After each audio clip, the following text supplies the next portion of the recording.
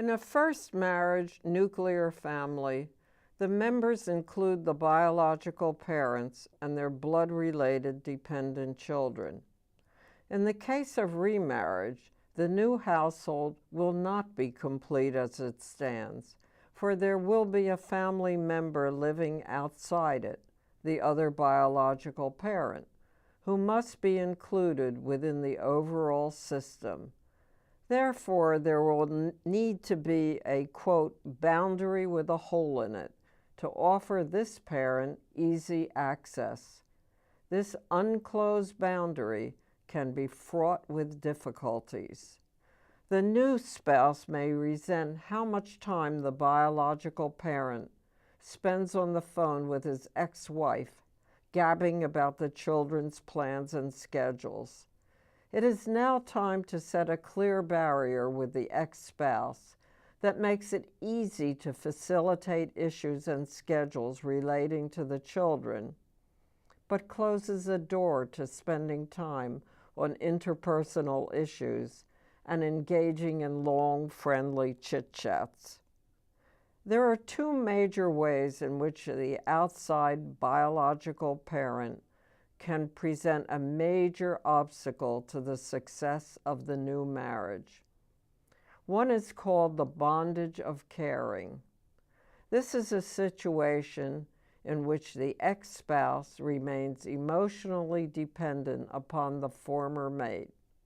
A glaring example of this was seen in the case of the Albrights. Matthew's first wife became second wife Julie's, quote, new best friend.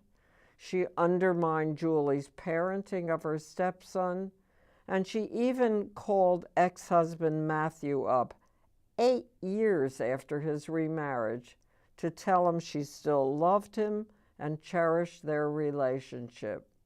She had never left the remarried Albrights' domestic scene. Another way that the other biological parent can create turmoil in the remarriage is known as the bondage of bitterness. In this case, the ex-spouse has remained linked to her or his former mate by an emotional connection that is hot, angry, and destructive. This was certainly obvious in the case of the happily remarried Duvaliers, one of the couples I interviewed for my book.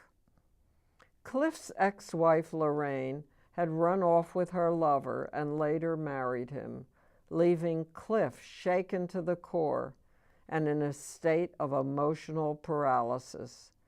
Lorraine had supposed that Cliff was her property and that he would grieve for her forever. Therefore, his joyful relationship to his new wife, Sarah, and his clear-cut indifference to herself were developments that Lorraine found deeply insulting and enraging. She did her best to cause weekly upsets in the new marriage, but met with no success.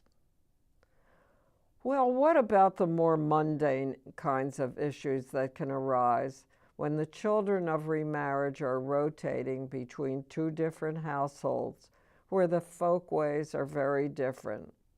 Perhaps the kids can have Coca-Cola at mom's house and only milk in the remarried couple's home. A helpful metaphor to present to the children is this. Having two houses, like mom's house and dad's house, is like having two different teachers. In Mrs. Smith's class, you have to raise your hand to even sharpen a pencil. In Mr. Jones' class, you can walk around anytime you please.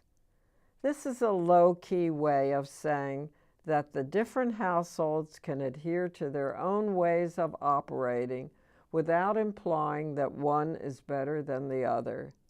They are just different, and that is okay. By educating yourself about these vital issues and addressing the problems, you are halfway to solving them.